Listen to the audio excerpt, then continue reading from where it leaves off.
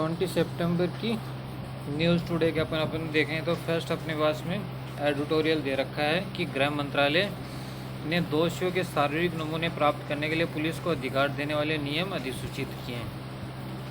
ठीक है, इसके अंदर क्या क्या अधिनियम उन्होंने प्रोवाइड किए हैं। गृह मंत्रालय ने दंड प्रक्रिया शिनाख्त अधिनियम 2022 के तहत जुड़े अधिनियम अधिसूचित किए हैं।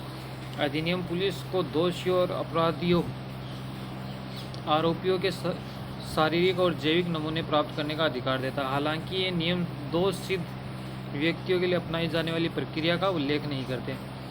इस अधिनियम ने बंदिश शिनाख्त अधिनियम 1920 का स्थान लिया है। इसमें अपराध की जांच को अधिक कुशल और त्वरित बनाने की क्षमता है। इस जांच एजेंसियों को कानूनी रूप से स्वीकार्य और पर्याप्त सबूत जुटाने में भी मदद मिलेगी। मुख्य तथ्य क्या क्या है? गृह मंत्रालय के तहत आने वाला राष्ट्रीय अपराध रिकॉर्ड ब्यूरो राज्यों को निर्देश देगी कि सूचना एकत्रित और संग्रहित की जाए। इसमें अंगुलियों के निशान, पैरों के निशान आदि की जांच, दंड प्रक्रिया संहिता 1973 की धारा 53 या धारा 53(a) के निर्धारित अन्य परीक्षण भी शामिल है। पहले से पर उसके अंदर थोड़ा बहुत चेंजमेंट किए हैं। यदि विरोध करने वालों पर वर्तमान में लागू किसी अन्य कानून के तहत दंडनीय किसी दूसरे अपराध का आरोप लगता है तो उसके नमूने और माप लिए जा सकते हैं। ठीक है, इस अधिनियम के तहत एकत्रित किए गए डाटा को अनाधिकृत उपयोग, वितरण और उसके साझा करना दंडनीय होगा। जो भी पुलिस जो भी रिकॉर्ड वगैरह दर्ज करेगी उसको वो कहीं दे नहीं सकती, वो कोई दूसरा उन्हें यूज नहीं कर सकता। ऐसा करने पर उसके लिए भी दंडनीय अपराध होगा। ये भारतीय दंड संहिता 1860 और सूचना प्रौद्योगिकी अधिनियम 2000 के प्रावधानों के अनुसार दंडनीय होगा। सेकंड है अंतर्राष्ट्रीय मोटा अनाज वर्ष 2023। भारत सुपर फूड का वैश्विक केंद्र बनने की ओर अग्रसर है।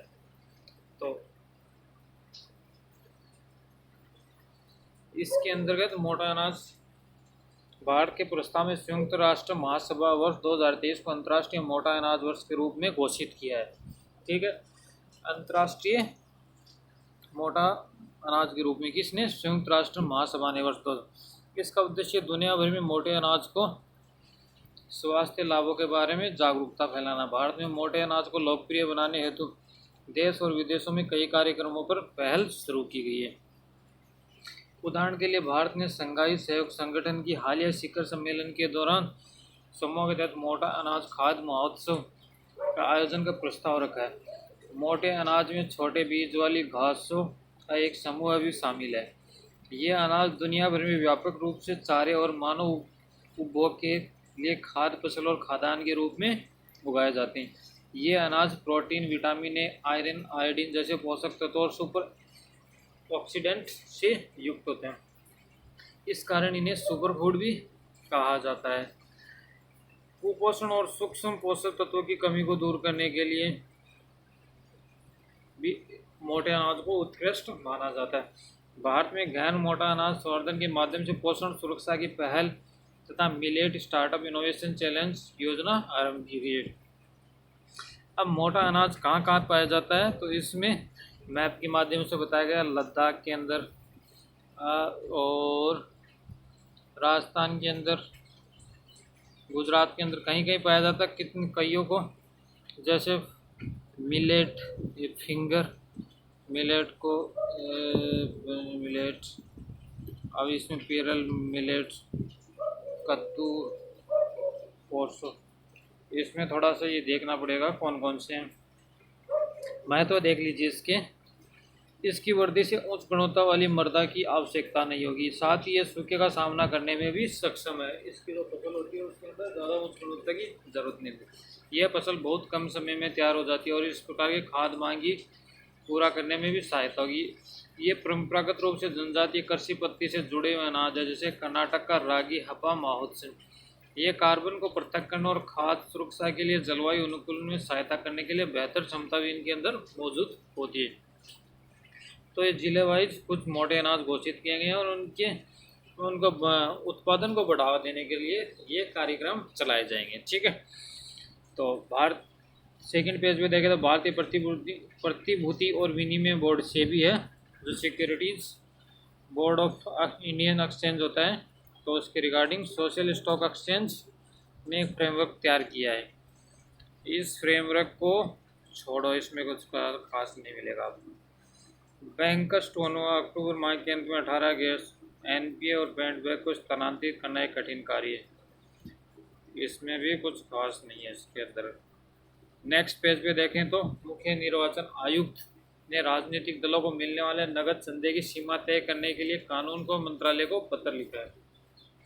अभी राजीव कुमार जी हैं मुख्य निर्वाचन आयुक्त, तो उन्होंने गृह मंत्रालय को पत्र, कानून मंत्रालय को इसके रिगार्डिंग पत्र लिखा। इस कदम का उद्देश्य राजनीतिक दलों द्वारा चंदा लेने और उम्मीदवारों द्वारा किए जाने वाले विवेक के तरीकों में सुधार करना और उनमें पारदर्शिता लाना है।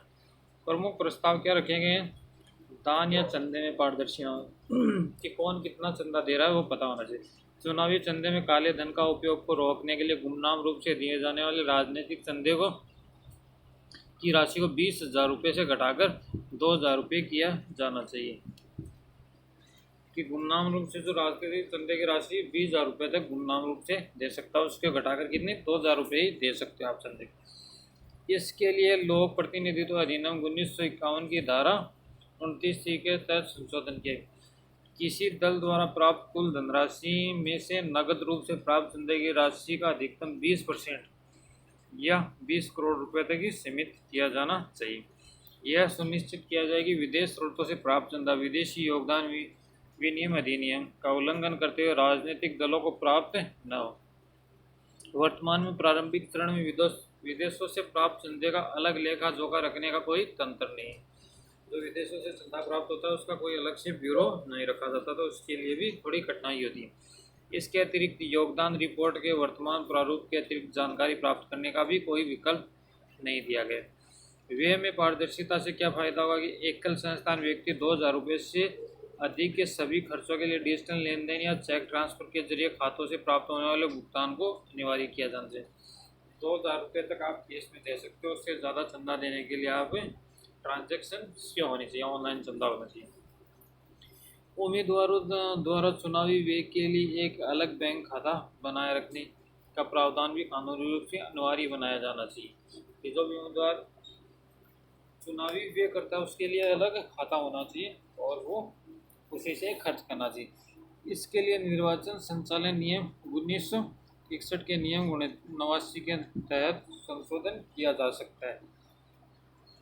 अब सुर्खियां देखना चाहिए तो संविधान का अनुच्छेद 145(5) के तहत हाल ही में सुप्रीम कोर्ट की एक संविधान पीठ ने महत्वपूर्ण निर्देश में कहा कि न्यायाधीशों की अधिक संख्या वाली पीठ द्वारा बहुमत से लिया गया निर्णय हमेशा न्यायाधीशों की कम संख्या वाली पीठ से लिए गए निर्णय पर प्रभावी होगा, भले ही कम संख्या वाली पीठ के अधिक न्यायाधीशों को बहुमत द्वारा आपसी समझौते से निर्णय दिया गया हो।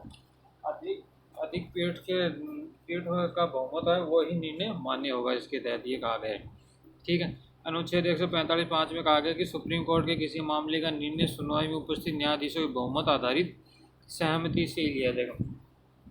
हालांकि इस खंड की कोई बात किसी की असहमति न्यायाधीश ने अपना असहमतिपूर्ण निर्णय देने का नहीं रोकती। कोई असहमत है तो वो निर्णय दे सकता है असहमति। अलकायदा प्रतिबंध समिति। अमेरिका और भारत ने संयुक्त राष्ट्र परिषद की 1267 अलकायदा प्रतिबंध समिति में लश्कर-ए-तैयबा के आतंकवादी साजिद मीर को वैश्विक आतंकवादी के रूप में नामित करने का प्रस्ताव किया था। चीन ने इस प्रस्ताव पर रोक लगा दी थी। वैश्विक आतंकवादी नामित होने से साजिद मीर की संपत्ति फ्रीज कर दी जाती है और उसके यात्रा करने और हथियार रखने पर प्रतिबंध लगा दिया जाता है, उससे ये नुकसान होगा। 1999 के यूएनएससी संकल्प के तहत ये किया गया। इसका उद्देश्य तालिबान पर समिति हवाई निषेध और उसकी संपत्ति को फ्रीज करना था। 1999 के अंदर इस पर कानून बनाया गया है। भारत सऊदी अरब सामरिक भागीदारी परिषद। हाल ही में भारत सऊदी अरब की मंत्री स्तरीय बैठक आयोजित की गई। वर्ष 2019 में भारतीय प्रधानमंत्री ने सऊदी अरब की यात्रा के दौरान इसकी स्थापना की थी परिषद।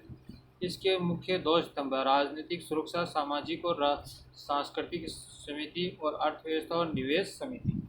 तो इन दोनों पे चर्चा के लिए ये परिषद की स्थापना की गई थी। अंतर्राष्ट्रीय वित्त निगम। अंतर्राष्ट्रीय वित्त निगम भारत के वित्त मंत्री निर्मला सीतारमण ने अंतर्राष्ट्रीय वित्त निगम से भारत को ऋण देने की वृद्धि करने का अनुरोध किया। आईएफसी विश्व बैंक के निजी क्षेत्र संबंधी निवेश शाखा है। विकासशील देशों को संधारणीय समृद्धि हासिल करने में मदद करता है। विकासशील देशों को निवेश के वित्त पोषण करता है। आईएफसी की अन्य शाखाओं में क्या क्या शामिल है? अंतर्राष्ट्रीय पुनर्निर्माण विकास बैंक, अंतर्राष्ट्रीय विकास एजेंसी, बहुनिकी गारंटी एजेंसी हो गई। भारत उपयुक्त में से छोड़कर सभी का सदस्य है इनके साथ। विदेश पोर्टफोलियो निवेश। भारतीय प्रतिभूति और विनिमय बोर्ड से भी देश को एफपीआई के लाभार्थी स्वामियों की पहचान करने के लिए एक सख्त फ्रेमवर्क बनाने पर विचार करना है। एफपीआई भारत के बाहर के निवासी व्यक्तियों द्वारा भारतीय कंपनियों की इक्विटी में किया गया कोई निवेश है कि जो पर्सन बाहर से है वो भारत की कंपनियों में निवेश कर रहा है, तो उसके रिगार्डिंग नियम। जहाँ ऐसा निवेश किसी सूचीबद्ध भारतीय कंपनी के शेयरों को जारी करने के बाद चुकती इक्विटी पूजा के 10% या उससे कम हो, तो इसके किसी सूचीबद्ध भारतीय कंपनी द्वारा जारी इक्विटी लिखतों की प्रत्येक श्रृंखला की चुकता मूल्य के 10% से कम हो। विदेश पोर्टफोलियो बोलते हैं इसको। शहरी सहकारी बैंक। भारतीय रिजर्व बैंक ने 1 अप्रैल 2023 तक 10,000 करोड़ रुपए से अधिक की जमा राशि वाले यूसीबी को एक मुख्य अनुपालन अधिकारी नियुक्त करने का निर्देश दिया। आरबीआई ने यह कदम कॉरपोरेट गवर्नेंस को सुधार करने के लिए उठाया गया है। इसका महत्व क्या है कि स्वयं सहायता को बढ़ावा देंगे, वित्तीय समावेश को प्रोत्साहित मिलेगा, बेहतर ब्याज दर प्रदान करेंगे ये। उसके बाद लॉन्ग रेंज रेडियो। पहली बार इंस्टीट्यूट फॉर डेवलपमेंट के रिसर्च बैंकिंग टेक्नोलॉजी ने दूरस्थ क्षेत्रों में बैंकिंग प्रणाली को स्थापित करने के लिए एक नवीन और कम लागत की वित्तीय नेटवर्क को विकसित किया है। भारतीय रिजर्व बैंक के अधीन कार्यरत एक संस्थान है। लॉन्ग रेंज रेडियो क्या है? Long range radio physical layer में एक वायरलेस मॉड्यूलेशन तकनीक है। यह लंबी दूरी से संचार को संभव बनाती है। फिजिकल किसी नेटवर्क के आधारभूत नेटवर्किंग हार्डवेयर ट्रांसमिशन प्रौद्योगिकियों को संदर्भित करता है। इस तकनीक के तहत समर्पित रेडियो हार्डवेयर और सॉफ्टवेयर का उपयोग किया जाता है, जो आमतौर पर एक एंड यूजर उपकरणों में मौजूद नहीं होता। इस प्रकार इसमें अन्य उपकरणों का हस्तक्षेप की सीमित संभावना होती है। इस प्रकार बैंक अपने स्वयं के एक समर्पित निजी नेटवर्क का उपयोग कर सकते हैं। इससे बैंकों को किसी तीसरे पक्ष के उपग्रह आधारित और फाइबर आधारित नेटवर्क का उपयोग करने की निर्भरता कम हो जाएगी। जो रेडियो फ्रिक्वेंसी का यूज करके अपन काफ़ी दूर तक, जैसे मंगल ग्रह से भी डाटा आते हैं, ठीक है, और परसेवरेंस रोवर की मदद से जो डाटा आते हैं वो रेडियो फ्रिक्वेंसी के तहत चलते हैं। तो बीच में कोई टावर नहीं है और बीच में कोई सैटेलाइट नहीं है, ठीक है, तो वो रेडियो फ्रिक्वेंसी चलती है और वहाँ से डाटा जो चलते हैं वो यहाँ कैप्चर किए जाते हैं। तो उसी के तहत ये उसी रेडियो फ्रिक्वेंसी का लॉन्ग रेंज में यूज करके पेमेंट को आसान और सुलभ बनाने के लिए काम किया जा रहा है। Global clean energy action forum. केंद्रीय विज्ञान प्रौद्योगिकी मंत्री यूएसए के पीटर्सबर्ग में GCAF की बैठक में भाग लेंगे। ये अपनी तरह की पहली बैठक होगी, इसमें 30 देश भाग लेंगे। वस्तुतः 13वें क्लीन एनर्जी मिनिस्ट्रियल और 7वें मिशन इनोवेशन मिनिस्ट्री का संयुक्त आयोजन है। इसकी मेज़बानी यूएस डिपार्टमेंट ऑफ एनर्जी और कार्नेगी मेलन यूनिवर्सिटी द्वारा की जाएगी। एक उच्च स्तरीय वैश्विक फोरम है। ये क्लीन एनर्जी से संबंधित प्रौद्योगिकियों को आगे बढ़ाने और नीतियों और उससे जुड़े कार्यक्रमों का प्रोत्साहन करता है। मिशन इनोवेशन भारत और यूरोपीय आयोग सहित 22 देशों का एक वैश्विक पहल है। इसके बाद से लाल चंदन क्या है? पीस सेंटालिनस को आमतौर पर लाल चंदन के रूप में जाना जाता है। भारत में ये देशज और स्थानिक वृक्ष प्रजाति है। इसके वृक्ष केवल पूर्वी घाट के दक्षिणी भागों में पाए जाते हैं। यह वृक्ष का आकार छोटा होता है। यह वृक्ष सामान्य 5 से 6 मीटर तक लंबे होते हैं। इनकी छाल गहरे भूरे रंग की होती है। पूर्वी एशियाई देशों में अत्यधिक भाग हैं इनके। सारा दिन जापान के दुर्लभ काष्ठ रेखा वाली किस्म ध्वनि संबंधी गुणों के कारण अत्यधिक मूल्यवान माना जाता है। चंदन की लकड़ी काफ़ी मूल्यवान होती है। कर्नाटक सरकार बच्चों की देखभाल हेतु छत्तीसगढ़ के मॉडल को अपना सकती है। उसके बाद है राष्ट्रीय मूल्यांकन और प्रत्यायन परिषद, NASC, विश्वविद्यालय अनुदान आयोग UGC के तहत एक स्वायत्त निकाय है। यह उच्चतर शिक्षण संस्थानों का मूल्यांकन और प्रमाण करता है और उन्हें ग्रेड भी प्रदान करता है। और ये इनपुट आधारित प्रत्ययन प्रणाली के तहत गया, इसमें कुछ ज़्यादा खास नहीं है। तो ये अपने पास में प्रमुख हेडलाइंस थी। थैंक यू सो मच, धन्यवाद।